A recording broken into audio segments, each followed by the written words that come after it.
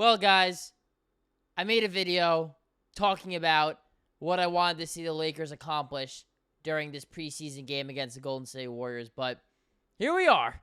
The same issues still arise, and the Lakers have not fixed this problem as they lose to the Golden State Warriors 111-97 tonight, and I'm not a happy camper. Welcome to Lakers Digest. My name is Hunter Pitcoff. We cover everything surrounding your Los Angeles Lakers. If you have not already, guys, do yourself a favor and subscribe to the channel. The number is going up, I will say. Typically, the non-subscribed is in the low 80s. We have dipped below 80. That's good. But, again, this number is for people who have been viewing the channel and watching our videos. So, 78% of you out there are watching our content and aren't even subscribed. So, what are you doing? You're already watching anyway. So, stop what you're doing right now.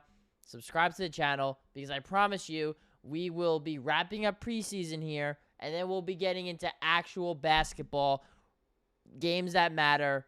Game 1 for the Los Angeles Lakers, October 22nd, against the Minnesota Timberwolves at 7 p.m. Pacific time, or if you're an East Coast guy like me, 10 p.m., because, love the late games. All my East Coast people, leave a comment, too. If you'd be watching the Lakers on the East Coast, or maybe in a different time zone period, different country other than the United States, I'd love to hear from you guys. I always try to reach out and respond to all your comments, so I appreciate all the support there. But let's get into the video here.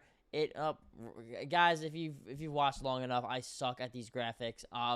But it's still a problem, and it's going to be the Los Angeles Lakers shooting. And preseason, the numbers are a little weird because they go deep into the bench.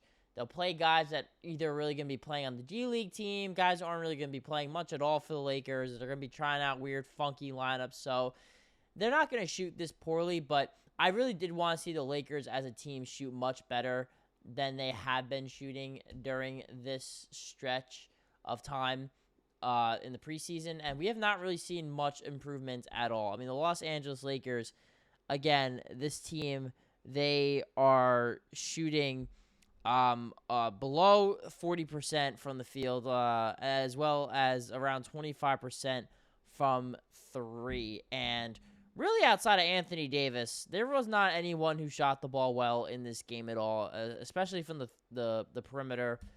Lakers were one of the better shooting teams, especially during the second half of the season last year.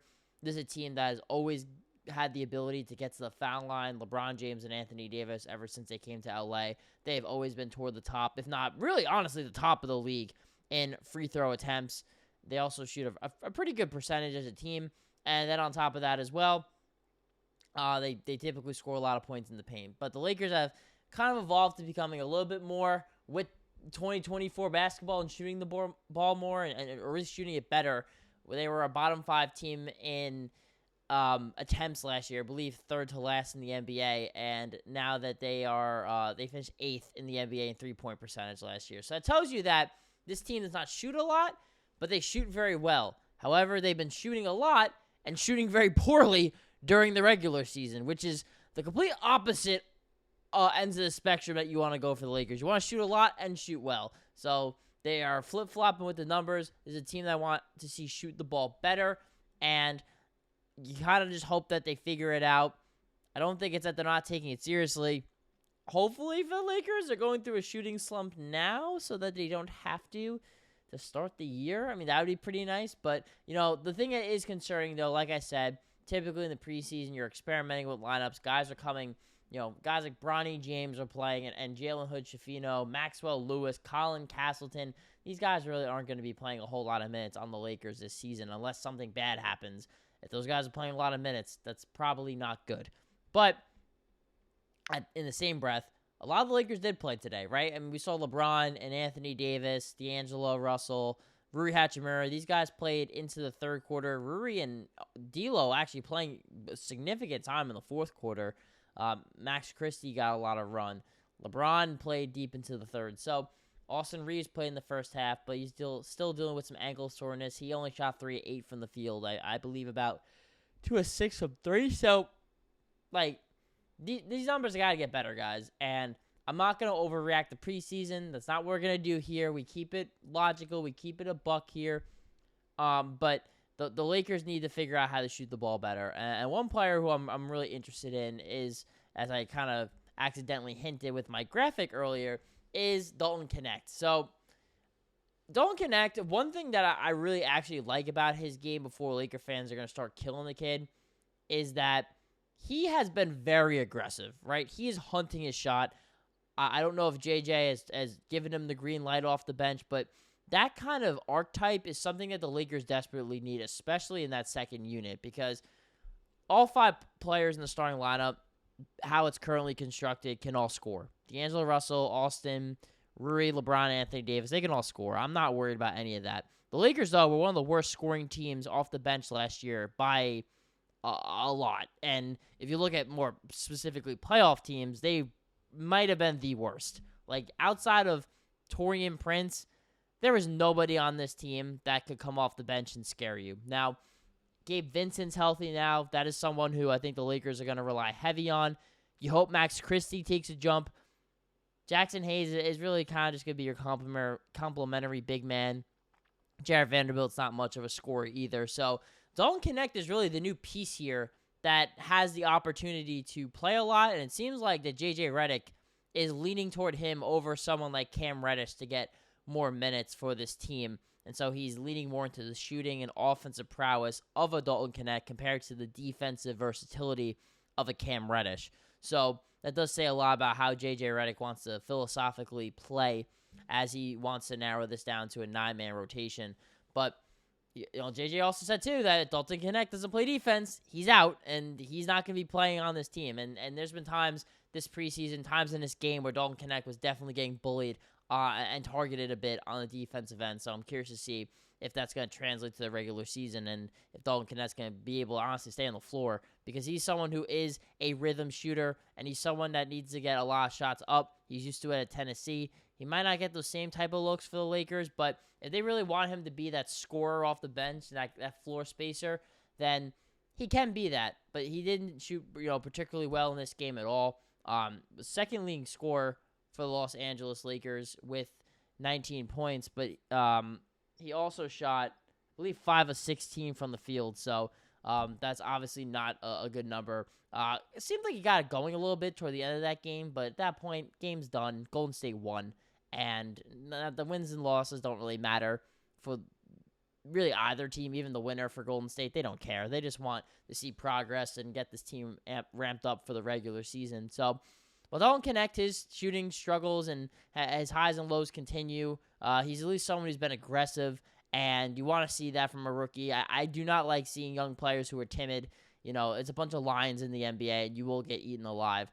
So Dalton Connect, at least, showing that moxie and confidence in himself game in and game out. And I think he's taking, not bad shots that he can make. He's just not making them. But a guy who definitely was on his A game tonight in his bag was Anthony Davis, and he is good at ball. The man knows how to play basketball, everybody.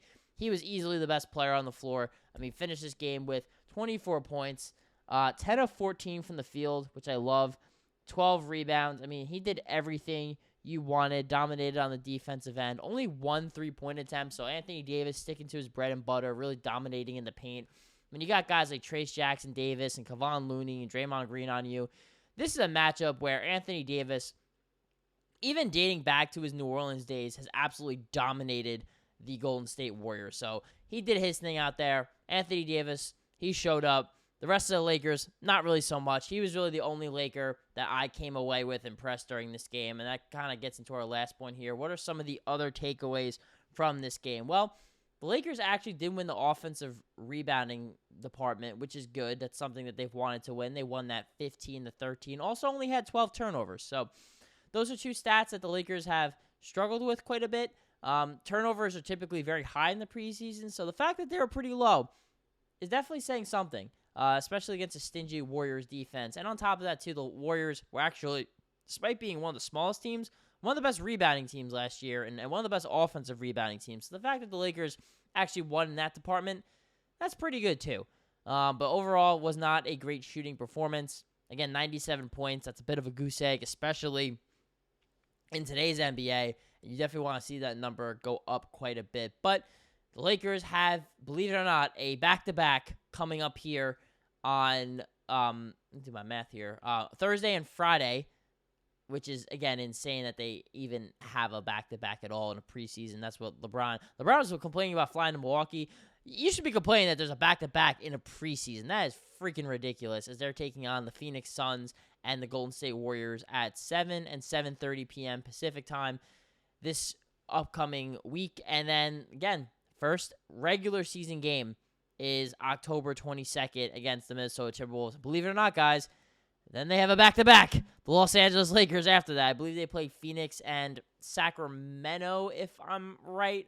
Someone can double check me on that one. But anyways, guys, if you're not already, please subscribe to the channel. I cannot say it enough. I want you to join this family. Let's talk about the Lakers here. Let's, celebrate the good times and let's be depressed about the bad times. And we're going to have a lot of fun here. I'm so excited to cover the Lakers this season. My first season with Lakers Digest. I promise you guys, I'm going to give you everything I have. So you better give us everything you have too here on Lakers Digest.